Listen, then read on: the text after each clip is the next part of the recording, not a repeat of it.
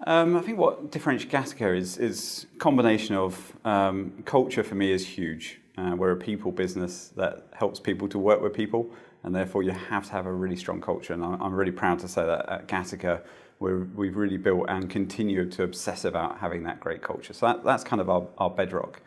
Beyond that, I think the markets and the skills we focus on, we're very, very focused and structured on who do we want to support. The markets we serve are markets which have ongoing demand for STEM skills. And certainly in the 20 years I've been in the industry, and I'm sure for at least another 20 years, demand for STEM skills has far outweighed the supply of it. And what we're really good at is being creative as to how do we find that talent. Rather than just the obvious candidate matching, actually going out to different marketplaces, different communities, different geographies to be able to find talent to help our customers be able to attract that and bring that in. So our consultants are exceedingly specialist on the skills they focus on, within the market they focus on, in the geography they focus on, so it means they really know that talent pool. And we talk really proudly about being the consultants that happen to recruit, meaning that we really do understand those marketplaces, our clients' demands, their challenges, the pressures and the economics of their marketplace, so that the services we give help to give them a competitive advantage.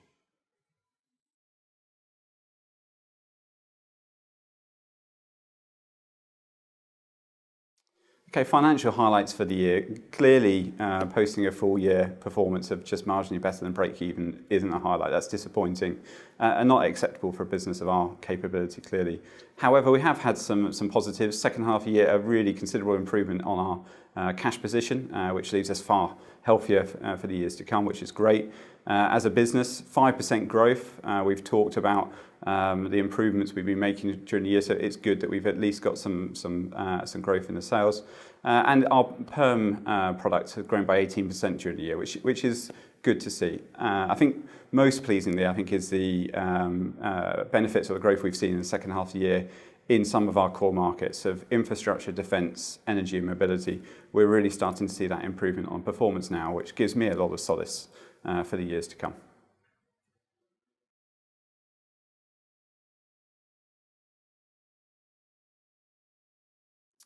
So at the half year, when Oliver and I started our roles, we talked about our 4 priorities for the business. Number one, and really the bedrock for success of the organisation, was about improving our culture. And I'm really pleased to see the progress that the business has made together on that over the last 6 months. Our engagement scores have increased considerably during that period. Our attrition has improved a lot, and generally as an organisation, the team are working a lot better together. The decision making is quicker. We've really simplified things for the organisation. So culture has been the absolute bedrock, and we've made great progress, but we will continue to absolutely obsess around our culture as an organisation for years to come. Number 2 is about being more externally focused. I spoke 6 months ago about how we had been necessarily very internally focused, updating our technology stack globally, changing our international structure, changing our finance structure, surviving through COVID, etc. We had become very internally orientated as a business. We are now beginning to be far more externally focused.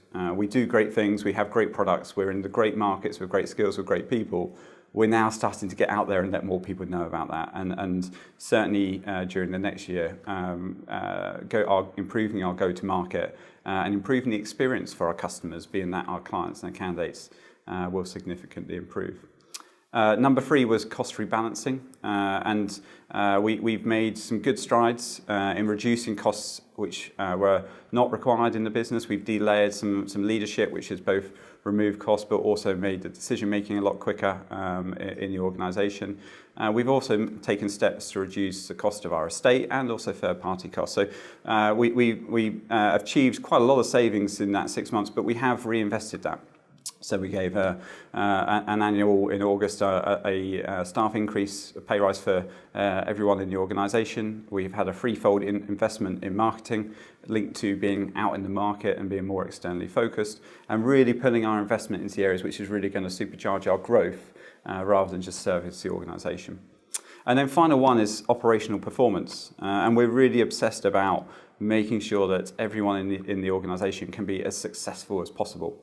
We've appointed a COO to help join the dots the organisation and help leverage the benefits of the new technology stack that we've put in place, as well as investment in some really exciting third-party products which help us with client and candidate attraction, and in future months also around automating more of our processes to help us give a far better service to our customers.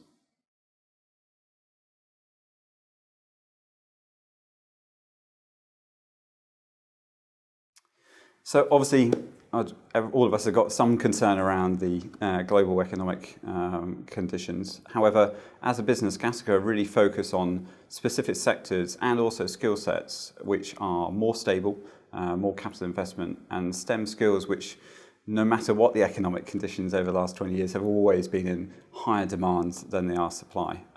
That added to the fact that we're coming off a point of rebuilding the business. And as our operational performance improves week on week, as our culture continues to strengthen week on week, actually that gives us an opportunity in-house to really control our own destiny over the quarters to come.